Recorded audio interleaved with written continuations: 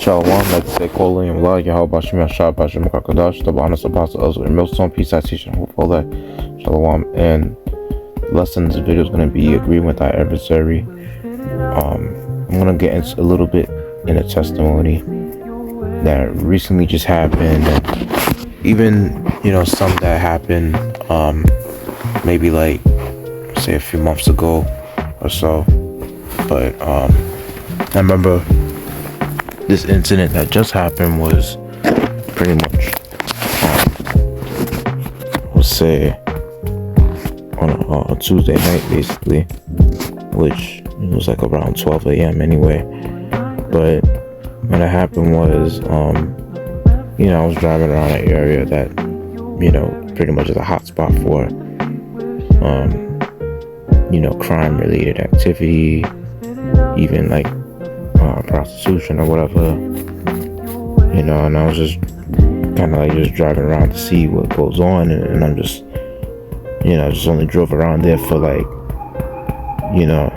a few seconds or so, like, going a couple of seconds going on to like maybe, a few minutes, just kind of like spinning the block. Only just did it like once, and then I'm about to go back. And as I'm on my way, it's kind of crazy how I saw a cop car, undercover cop car, looked at me, and I was about to drive off to the, which I was following the traffic limits and, the traffic rules and the speed limit and all that other stuff that comes with it. And this is me like driving after I'm kind of like boozed, in a sense where I took a can of a margarita, which I could handle, the drinking, just a can and basically being able to operate the vehicle, and it was like a really small can anyway. So and I'm not really that much of a heavy drinker, so it did feel like it was like a a decent amount for that time. So, and this is me after coming from camp as well, from the camp that brothers doing them at, and out there in Manhattan on Tuesdays and Thursdays.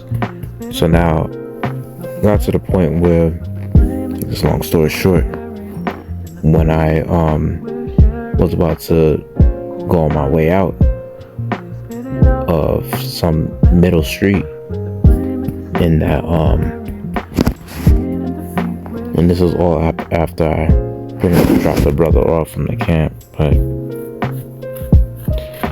they, the officers, it was like a white officer, and it was a officer that probably is a black guy, which I would assume, or he could be probably Hispanic, but nonetheless, they pulled me over, and the white guy probably could have been a Jake too, who knows. But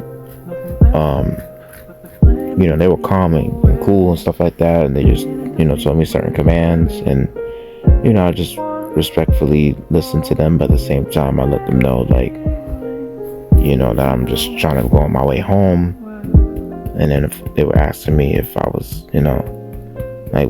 what's the purpose of me being around the area, because they were asking me if I was just looking at some woman or if I'm involved in any sort of suspicious activity, and I just let them know, like, that I'm just trying to go home, and my GPS wasn't working pretty much, which you just give them a little bit of answers and a few, and that's it. Of course, when they try to pull you over, and make sure you always have your license, registration. I only have my registration and my insurance, to show them. But at the same time, it's like, when it's coming to my license, I did let them know I had a picture, which that was in my bag, that was in the trunk.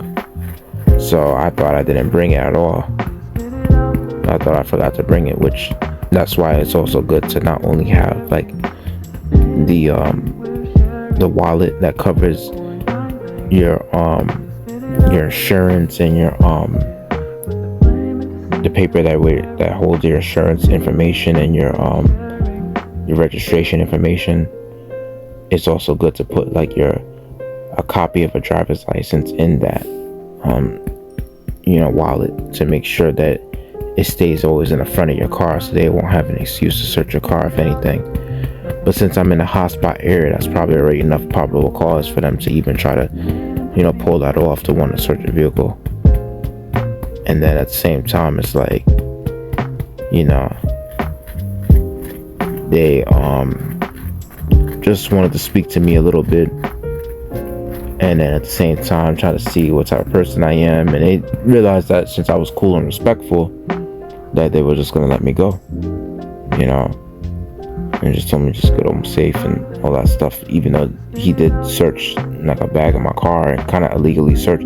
But then the thing is that he asked if I want to follow up with a police report about them, and if they need if I need their batch numbers and stuff, which I could have done that, because I didn't really have nothing harmful in my vehicle other than my personal defense items, which is like a mace and a knife or whatever. But I usually just keep that in my vehicle, you know what I mean, because I don't really like go out and threatening nobody or anything, because I just have like certain items for my personal self-defense, of course. But other than that, I let the officers know when they ask me if I have anything that could harm somebody, when I let them know beforehand, which that's what you always let the officers know. And they just told me to just stand on my car and just be behind my trunk. And the other officer spoke to me, which is the one that looked like he could have been black or Hispanic, and then the other one that was the white officer, he was just kind of searching just only certain parts of the vehicle in the front or whatever. Other than that, everything turned out to be good. And there was another incident where, remember, I was pulled over for this is kind of like when I was dropping off one of my co-worker and her friend from a bar, and I wasn't really drunk, I only had like a little drink, which that gave me a slight booze. At the same time, I kind of cut a red light by accident, rolled over a little bit, and I felt like, since I was in the middle of the street, might as well skip it. And there was an officer this was in East New York, and they pulled me over. It was under the Broadway Junction train station, somewhere around there. Yeah, it was one of the A train stations. But then the officer told me that since I'm respectful, they decided to let me go. And that was a few months ago. And there was another one that happened a couple weeks back, probably maybe in August. And this is about probably was maybe late May or early August, but it was something where the officer told me about texting and driving, because this is when I was around East New York or so. And there was a texting and driving situation where, he pulled me over. I was still managing the car pretty good. It's just that I was just on my phone. I pulled it up to me to kind of check something. And at the same time, it's he let me know that, okay, they'll just let me go without with a warning. But he told me that I would just have to make sure I check about my insurance, because I need to it's not active. And I'd let him know that, I thought I made the payment, but I'll have to make it again. So but those are the good things that happen, that because how you talk to the officer, your approach, a lot of the times they would just try to make your day easier, you know what I mean? And as long as you make their day easy, and as long as you comply, but at the same time use wisdom when complying, you know what I mean? Let them know that you don't consent to certain things. Let them know, and that you know your rights, of course, and you let them know that not only that you know your rights, but at the same time, you always make sure you have all your available information in front of you to give to them, so that you won't have to be searching for anything, and they won't have to search for anything in your vehicle and stuff like that.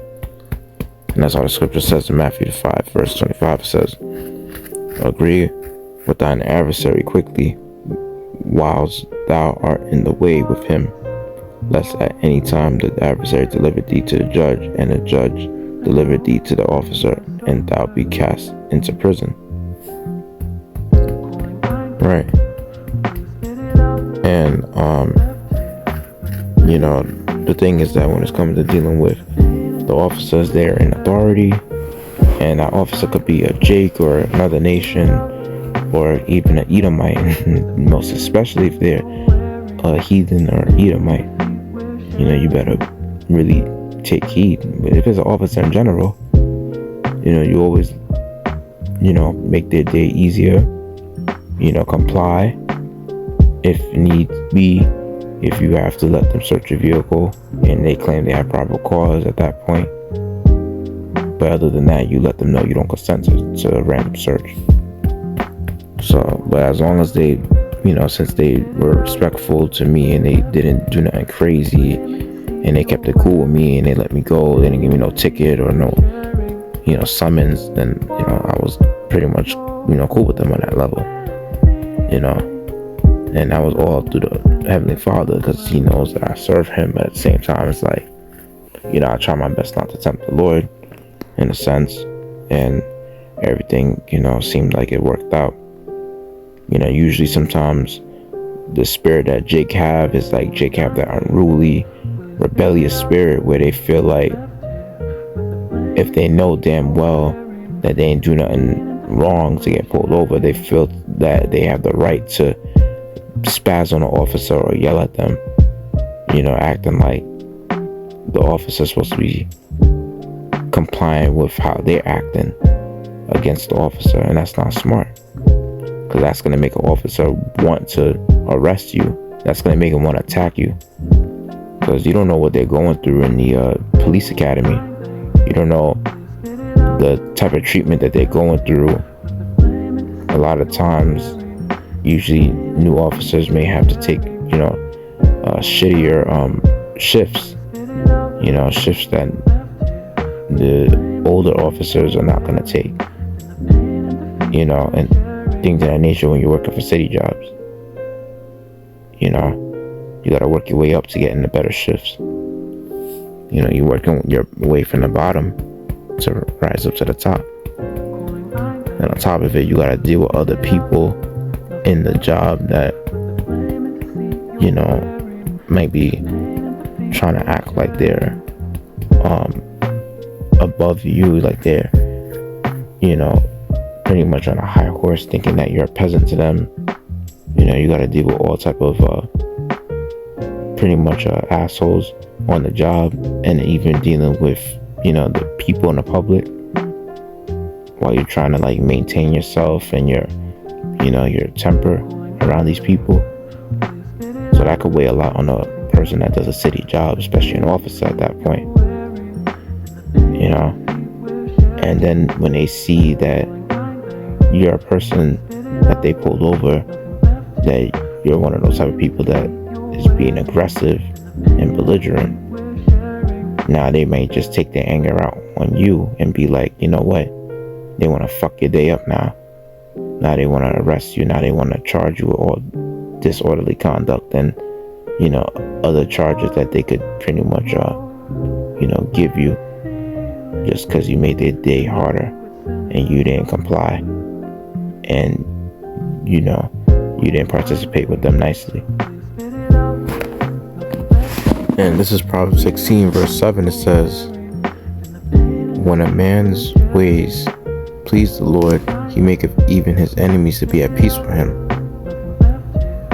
And that's the beautiful thing about this situation and all the other situations that involved me getting pulled over by cops, is the fact that how, since I'm respectful, I'm compliant, and I try to always participate with them nicely, try to make their day easier, and since I'm very therapeutic with my words and I ain't doing nothing really crazy, like super crazy, to get examined by the officer, like let's say get a breathalyzer or something to that effect, where they gotta get like a sheriff or their supervisor or whatever, and all that other stuff, or whatever, they had to arrest me or anything like that. Like, no, it's because since I'm, a person that talks to them, let them know certain things, and mostly just keeping the answers short and keeping it to the point,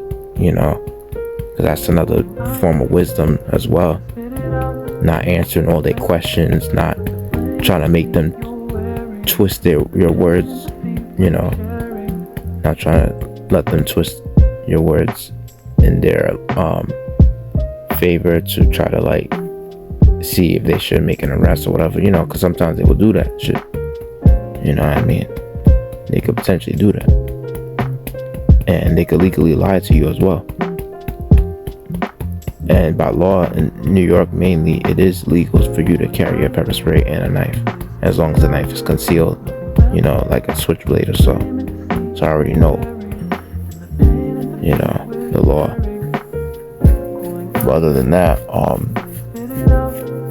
they're mostly just, we're looking for unlicensed guns. And that's mostly what they're looking for, especially around the area that is a hot spot for criminal activity, such as like like drug dealing and even prostitution or whatever the case is, and so forth. But even though like Esau claims prostitution illegal, the Most High doesn't have no issue with you getting with a prostitute. But like I said, the best way to do that would be going to online to find like, those massage parlors that offer that type of, level of,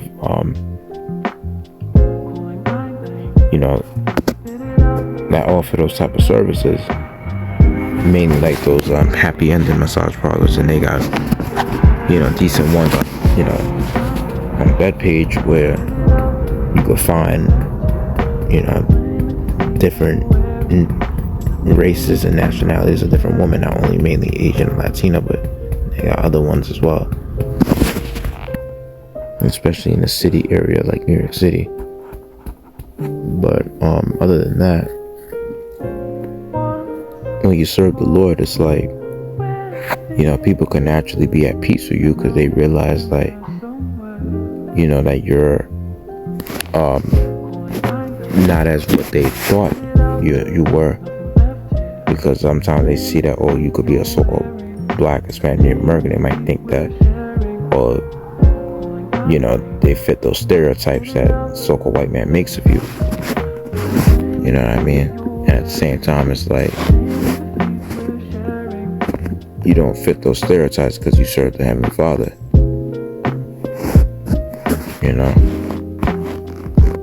There's the last scripture I'll bring up before I close out. It says, Hebrews chapter 12, verse 9, it says, furthermore, we have had fathers of our flesh, which corrected us, and we gave them reverence. Shall we not much rather be in subjection unto the Father of spirits and live?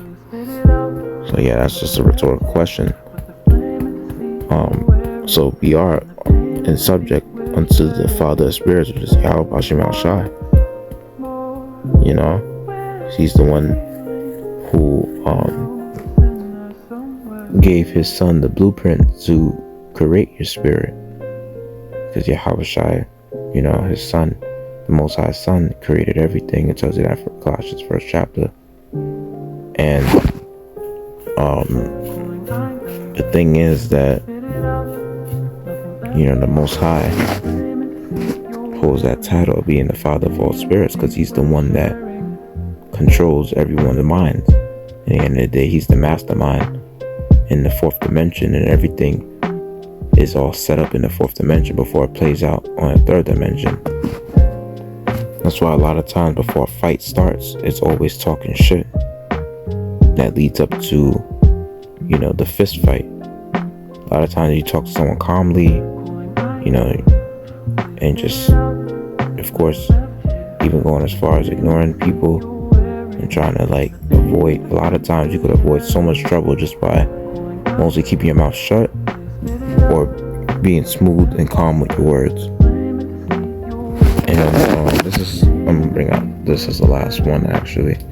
This is Sirach or Ecclesiastes chapter 9 verse 13. It says, keep thee far from the man that have power to kill. And that's not only talking about mainly Esau, that's any guy that pretty much has a gun, has any type of weapon on him, and he is in a let's say a full rage state or so, and let's say he's in a advantage over you where you're in a territory where he knows about that he could pretty much do harm to you. You know what I mean? You want to make sure you don't get yourself in that situation at all, or even go near a point to where you could potentially get into that situation. You don't want to provoke someone to get someone into that type of level of thinking of that they should attack you because you provoked them and put you in that situation. You don't want to ever find yourself nowhere near that, And it says, so shalt thou not doubt the fear of death. Right? Because, at the point when somebody you think is going to try to unalive you, you might even just fear almost that person for a second. But ultimately, the Most High controls that person. That's why the Lord said, don't tempt them. A lot of times when you do something to provoke or tick someone off, you're tempting the Lord in a sense. You know what I mean? Don't think to yourself that, because I serve the Lord and I'm sanctioned. You still gotta move like the Lord ain't with you, just to show you that, you're not trying to tempt the Lord. And it says, and if thou come unto him, make no fault, lest he take away thy life presently. Exactly. So you gotta avoid, people that are emotional, like especially people that are not emotionally stable, and they have no good emotions to keep in control, and they're emotionally driven, and especially they have weapons like guns and things of that nature, especially Jake. You gotta stay away from that person, if they're not trying to check or examine themselves and work on themselves. It says, remember that thou goest in the midst of snares, and thou walkest upon the battlements of the city. Right? And even the police officers, they're pretty much will be a trap, to just catch Jake. Even Jake that's working as police officers, they gotta work undercover. They gotta drive in a regular cop car and have their cop uniforms on, or they're driving in a black, white, or gray undercover cop vehicles that look like a regular vehicle. They might have their windows tinted, they might have it untinted, but they're gonna probably have their regular clothes or their NYPD uniform clothes, things of that nature. So yeah. And this is Jeremiah 5:3. Actually, okay, I have to make this the last one at this point. It says, O Lord, are not thine eyes upon the truth? Thou hast stricken them, but they have not grieved. Thou hast consumed them, but they have refused to receive correction. They have made their faces harder than a rock. They have refused to return. Therefore I said, surely these are poor. They are foolish, for they know not the way of the Lord, nor the judgment of their God. And that's talking about our people, how stubborn and stiff-necked they are and rebellious.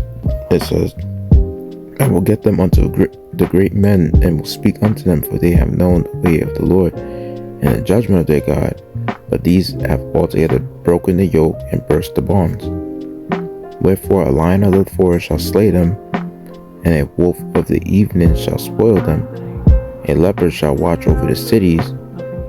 Every one that goeth out of thence shall be torn in pieces, because their transgressions are many, and their backslidings are increased. So yeah, pretty much like, the animals pretty much symbolizing like, the heathen nations, on how, they pretty much put our people under subjection and afflicted our people, and pretty much even went as far as enforcing their legislations and policies against our people to oppress them. And this is all because of how Jake is just so stubborn, and because they feel like they don't want to listen to anybody, and they have that unruly spirit. This is what the Most High has to do to you. And pretty much in Jake's communities, you have it to where the police is like the predators to Jake. And especially out of all police officers, the undercover cops, because they're the ones that work with the criminals to act like, oh, they cool with you and shit, make them feel comfortable with you, try to blend in with you. Like a leopard is one of those animals that are very stealthy. You can even watch videos about leopards and how stealthy they are. And since, they even look like jaguars, there's a video that shows about how leopards and jaguars, like, there's pictures showing you optical illusions to where, like, you can't even hardly see if it's an animal there, because they blend in so good with their environment. And leopards are, better than jaguars in the sense of the stealth, on the trees and even hiding in the bushes. And jaguar specialty would be like mostly hiding underwater sometimes. Usually, they don't really go too much on trees because they're heavier than leopards. And usually, leopards are kind of lighter than jaguars, and their specialty will be being very agile with the trees and shit. But when it's coming to police officers, they try to blend in with the environment, try to speak Jake's lingo, try to be cool with Jake, try to like decode what Jake is saying on social media so they could bring all that evidence to court. You know what I'm saying? So yeah, that's pretty much what Esau got going on in the cities, all throughout the USA, because this is a police state. Honestly, it's pretty much almost a police country at this point. Very soon it's going to be even more of a country that's going to just take away your rights when the times come of martial law, because they're going to have the military out in the street, and they may even just enforce random searches on you, even enforce all type of things that might even be illegal or so, just for you to comply. Because very soon at some point it's going to be in the power of the military for them to do as they please to the citizens in America who martial law hits. And that's a topic for another lesson mostly, but ultimately, just agreeing with your adversary and trying to be as peaceful as possible with them is the best thing. Because your attitude and your tone and the way you talk to people, a lot of things could really go left. And a lot of times it's mostly you just being calm so that you're putting, the officer at, let's say, a comfortable position to be like, all right, they could trust you, and that since you seem calm and you're very, respectful, they'll just let you go. So yeah, with that, I hope I made this edifying. Hope y'all learn. With that, let's say calling Allah, Yahweh, Yasharahla, that's the honest possible. Don't be such a teachable for that.